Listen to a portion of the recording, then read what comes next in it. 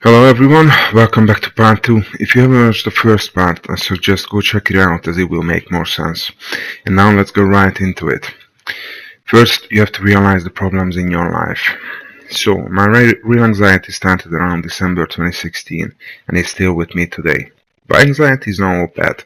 Well, it is, but it has a silver lining, especially in my case. But one important thing is you cannot hate anxiety, because basically that's your mind signaling that there is something wrong. So please do not hate your anxiety. When it happens, greet it like an acquaintance, but don't be angry, just accept it. I'm not going to call it a problem or an issue or a disease, and I tell you why. I'm 34, a little overweight, smoking. In the past I occasionally had a spliff and enjoyed my beers on the weekends, not exercising, drinking 5-6 coffee a day, not really thinking about my health and generally oblivious to things. When the attack started, as I mentioned before, I became more self-conscious and realized that the general way of my life are the cause for it and it cannot continue. I'm having anxiety mainly because of my own mind and the lifestyle choices I made, and not really because of outside factors like soldiers, people living in war zones, people with responsible jobs and with high stress factors. Unfortunately, I cannot speak for those people because their case is a whole lot of other matter, and luckily, I don't have any experience with those cases. All I can say to them is stay strong and you will come through, but definitely seek help. So obviously I dived into the subject, I purchased books, watched videos and read articles to figure out how to deal with it. I decided that I do not want to take prescription medicines because that won't help to deal with the underlying issue. It's just suppressing the symptoms. The medication is important, especially if your case is much more severe, but I figured that I will try to deal with this without prescribed medication and then try to get by the everydays without that. So always consult with your doctor, as they can make a much more educated diagnosis tailored to your situation, and that will help you on the long run. Also, some of them have some side effects, and since my anxiety is fueled by worries, if I took the medication, I possibly end up worrying about the side effects. You know, the good old spiraling out situation. So I decided that no heavy medication until it's absolutely necessary. I am lucky because my anxiety no longer affects my everyday life as much. As I mentioned previously, yes, there were times when it had an effect, but luckily that's no longer the case, or not as severe. Yes, I have the mood swings and feeling anxious occasions, but I managed to overcome the attacks by realizing that there are problems and I have to deal with them. That's what you should do too. That's the first step to control your attacks, and it will be crucial. I'm going to speak about other causes what could trigger anxiety. As I said, in my case, the causes were mainly self-inflicted and small part was due to outside factors. Luckily, I never had an abusive relationship either, and I don't want to comment on that as I'm no expert on the subject, but I do have to mention social media and social expectations as being one of the factors which I have some experience with. I'm on Facebook since 2007 and I have around 200 fans. I'm not the funniest or the most popular guy, and that is fine, not everyone's got to be that. However, for quite some time it bothered me that whenever I shared a generally funny video or a meme or anything, the amount of responses decreased over time, and that started the usual self-doubting thoughts of, oh, no one cares me, I have no real fans, etc. It had a negative effect on my mood. But you know what, that's absolutely stupid, and I'm glad that I eventually realized this, and you should do too if that's your case. Facebook can have an effect on people to view what's happening on Facebook is the equivalent of what's happening in your life. It's not, and it's bullshit. Facebook is an excellent way to keep contact with friends overseas or old schoolmates, you name it, but it's not real life.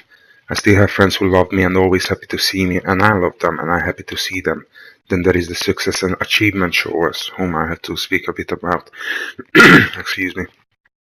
You know, that friend who goes on holiday every other month, drives a Bentley, lives in a big house with gorgeous wives and kids, and they share their pictures of all that. I am glad for their success, I'm not jealous, and I wish them well. But the fact that they are successful doesn't mean that I or you are not. Everybody should measure their own success through what matters to them the most, not what the others have. In my case, I have a steady life, I could go on holidays every year, I'm in a good relationship, I have a loving family, friends and partner, and that's what matters to me. Yeah, sure, I wouldn't mind having millions in the bank account, but I don't. But luckily, I don't struggle to make ends meet either, and I will try to enjoy what I could get from life, and you should do too. Don't feel that you are unsuccessful because others have more money or live a more expensive life. The Facebook is providing an instant reminder of these social expectations or normatives, which might make you think that you are not successful if you don't have this and that, or if your posts and pictures don't get the desired response from the people. Don't be so little and salty like I was. To some, this will be a given, and they are well aware of this. For me, it took a while, and I'm sure that people are out there who are affected this mentally by this, and think less of themselves because of this. All I can say to those: don't. Your life can be felt just as successful. Don't give in to those expectations which has no real bearing on your own life. It can help you to work harder to achieve them if that's your aim. After all, everybody needs an idol, but don't give in to jealousy, because that is a negative thing and that won't lead to success that you desire. Have goals and dreams, but not through jealousy. You are an individual and you decide how you live your own life, not other people. As soon as you overcome this, trust me, you'll feel a lot more freedom. In my views, the only expectations which you should live up to: be a decent human being, do not harm others unjust, and help those who need your help. I'm not a religious person, but these do make sense and possibly could make your life a better one. Also, don't forget, almost everybody will try to shape you and your personality to their liking or to their views, and that's normal. Well, what you gotta do is stay strong and don't give in, because if you do give in, you will constantly be at battle with yourself to live up to those expectations, their expectations, while you might be a completely different person in nature, and this could cause anxiety. I'm gonna talk about trolls and other people who are out of touch of the reality of their actions, you know. So this is a subject I could fill an encyclopedia with. The dark underbelly of the internet is full of keyboard warriors who think they know the best and not shy to voice their opinion. That's fine, as long as it's educative and non-malicious. I don't mind a debate on any subject, as long as it is civil and longer personal. Though, I'll be honest, I did break this rule a few times, but only if I was called out, like someone drew first blood. But by no means I'm not guilty of this. Then there are the people who are seeking malice, who say to people, yo, you are stupid, you should kill yourself, and, other horrible things. That is unacceptable. The beauty of the internet is that you can remain anonymous. Imagine if everybody would say that what's on their sick mind in your face. The emergency rooms and the morgues would be filled. But people are cowards, and they hide behind their screens and keyboards, and they spread their sick views or malice, because they know they are in the wrong, and they know what they are doing is wrong.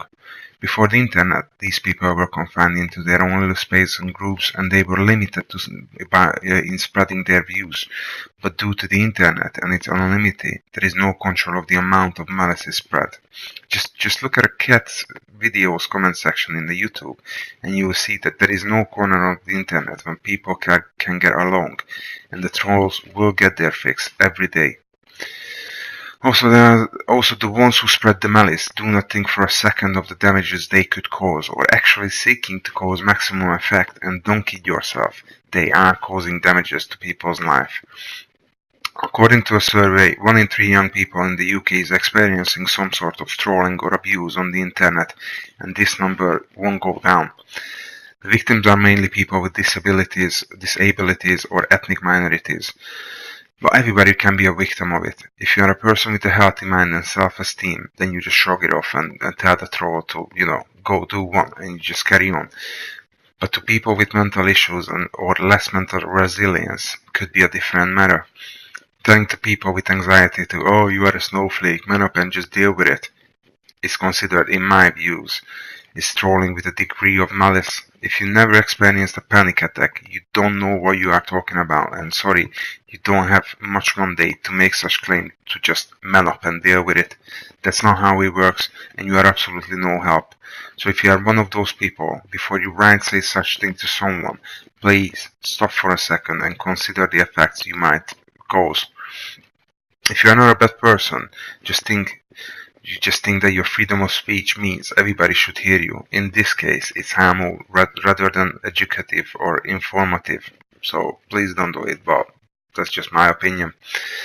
So what people with anxiety can to do with this? Well, one of the obvious is to do not go to comment sections and don't engage in debates. But because of today's world, everybody, including myself, is trying to voice their unsolicited opinion, is when the trolls come out under the bridge and mess up people's days and lives. So if you do decide to go to comment sections, always maintain a moral high ground and don't get into petty fights with the trolls. If someone is posting something incorrect and you feel obliged to correct them, do so in a respectful manner with facts backing it up. Also, it's a true saying, don't feed the trolls. I know it's difficult to not reply to a troll when according to you or to your views they are wrong, but on the end of the day, your mental health is more important than to get into internet fight with an obvious troll. Don't forget, the less negative stimulus you have, the healthier your mind becomes. I'm not saying to shut the door on the world, but you have to choose when to fight and whether is it really worth the possibility to upset your day for the sake of an ignorant and malicious person. Don't let your ego to get in the way and to affect the quality of your life. Because responding to a troll is simply feeding your own ego, that you don't give up the fight and that you show this troll that who is the woman or man. Sorry, that won't work because those people have their minds so set you'll never be able to change their way of thinking or to see things from your point of view. And in many occasions, they are not bothered about the facts. So if you can't change them, just ignore them. Remember, getting into comment fights never leads anywhere, and to be fair, if I have not benefited from that in any way, apart from the fact that I realized how futile and pointless it is. So in a nutshell, if it's unnecessary, don't get into internet fights, just ignore it. On the end of the day, you don't have to live up to anyone's expectations, only to your own. Prioritize what is important for you and decide and act accordingly. Okay, that's all I got for this episode. I hope it was helpful, at least informative. In the next episode, I will tell you what has helped me to overcome and decrease the attacks and what the future holds. If you found this video useful, please hit the like and subscribe button and share it with your friends who might be in this situation. If you have any questions, just let me know in the comment section. Please don't forget, it is not a sprint, it's a marathon.